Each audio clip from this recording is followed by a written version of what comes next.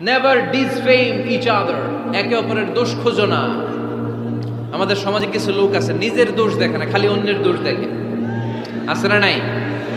চায়ের দোকানে বসে বসে দেখবেন বলবে এই বাড়িতে এই সমস্যা, ওই বাড়িতে ওই সমস্যা, ওই বাড়িতে মারামারি, ওই বাড়িতে কাটাকাটি। তোর বাড়িতে কি সমস্যা ওইটা বল, তোমার বাড়িতে কি সমস্যা ওইটা বলো মিয়া।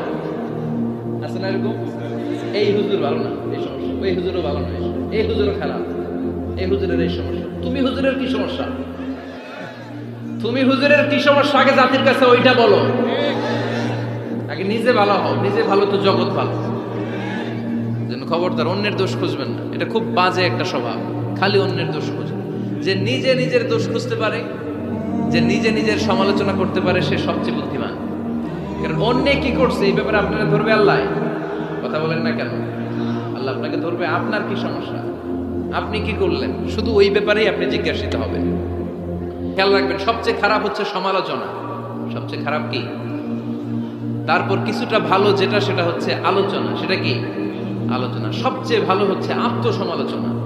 সবচেয়ে ভালো কি? তাহলে তিনটা বললাম। এক হচ্ছে সমালোচনা, আমরা করব না, আমরা করব আলোচনা, আর সবচেয়ে বেশি করব আত্মসমালোচনা, সেলফ ক্রিটিসিজম। রাতে ঘুমানোর আগে একটু ভাববেন কি কি ভুল করলাম, কাকে কাকে কষ্ট দিলাম, কি কি অন্যায় আজকে আমার দ্বারা হলো। কালকের দিনটা যেন আমার আজকের দিনের চেয়ে ভালো হয়। নিজের সাথে নিজের এরকম বোঝাপড়ার দরকার আছে না নাই?